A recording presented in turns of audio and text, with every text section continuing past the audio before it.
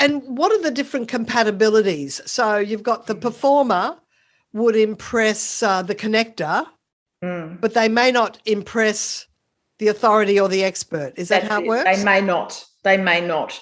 It's interesting, though, now that we're talking about this, I'm sure everyone that's listening is starting to think about their own strengths and their own weaknesses. And, of course, in the show notes will be where they can go to get the profile for themselves. That's it. And also you might even be thinking about people you know and love, and maybe even people you don't love. So I have a great friend who is a big peacock. She actually has pink red hair. So she even has the hair to go with the peacock approach. But she's also very, very, very experienced in her industry. She's been in that particular industry for decades. So she is a peacock first and foremost, who's definitely also got the eagle in her. And so, you would often find those two go together as well, that you can be a complete expert in what you're doing, what you're talking about, and also just be very enthusiastic and passionate about it, which is the peacock part of it. Yeah. And which style is the most persuasive? Well, they're all persuasive. It just depends on what the audience needs. Depends on the audience. And so say you're just given an audience, say you're presenting to an industry conference, that's going to be made up of a multiple of people. That's it. You then have to be mindful of what? Yeah, you have to do everything. So there's a very cool thing called the Law of Requisite Variety, which I'm sure you've heard of before, Nina. The Law of Requisite Variety states that the person who can demonstrate the most flexibility in the communication moment is the person who holds the power. In other words, the more you can flex and be like the audience or like the stakeholder, like the customer, then the more powerful you're going to be in that moment, because they are static in their approach to communication, whereas you are flexing to be whatever they need. So when I'm on a stage, you shouldn't know whether I was an owl, an eagle, a budgerigar, or a peacock, because I should be all four. And if you were trying to judge it, hopefully you think I am whatever you are, whatever you want me to be.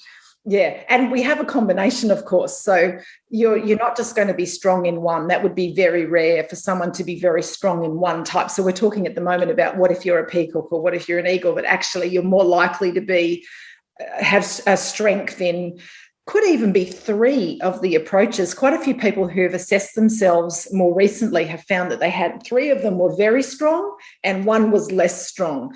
So that's where I'd be focusing my attention, on the bit where I'm less strong. I think what are the various behaviours that I can develop in my approach when I'm persuading or talking that will help me to build that capability up a little more so that it's closer to my strengths.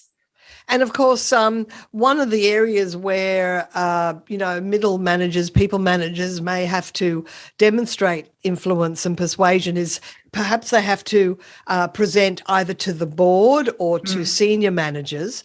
What are some examples that they can bring in, regardless of what style they are? They're going to assume that there's a requisite variety in the audience. Do they have to make sure to satisfy the expert that they talk about some research study? And if they're an authority that you've done some background reading, what are the sort of things that you need to include? Yes, that's a great question. So there are three phases to a good presentation, and the phases are analysis, then design, then delivery. Right. Analysis is where you work out, what do I want to achieve as the presenter or the communicator here, the salesperson here? And also what does my audience need to hear from me? So because this is about manage self and lead others, if you're thinking about managing up or even managing your team that report to you, it's what do I want to achieve, but what does that team or what does that board or executive want from me in this moment? And there's a process that you can follow. It's 5 steps where you work out exactly what you're trying to achieve. What is the audience's current state? And what is my desired state for them? Where am I trying to shift them to? And that's so important in any kind of persuasion, There's no point trying to persuade someone if you're not clear on what you're trying to persuade them about. My model's called the Persuasion Blueprint, and it's 13 linguistic patterns that you stick over the top of the format model to help you use that format model better. There are these things we call linguistic patterns. It's just essentially the way you combine your words in your sentences. And when you use these linguistic patterns cleverly, it makes you very persuasive. And they all do different jobs. So there's one for hooking the audience's attention. That's the icebreaker.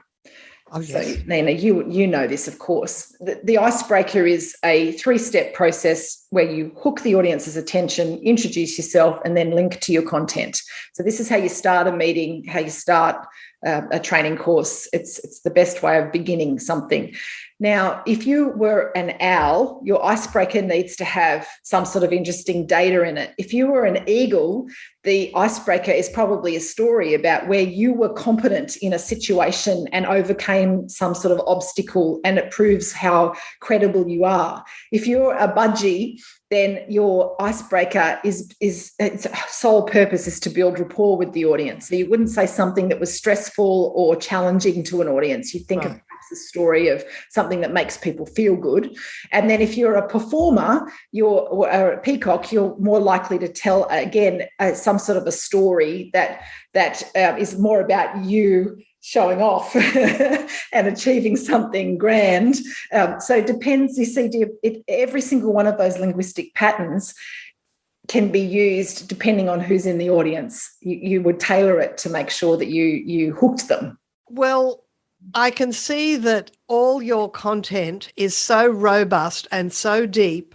I think we might have to invite you back for a subsequent conversation to really get into this linguistic blueprint that I'm so interested in. But, you know, we've sort of come to the end of our time today. Now,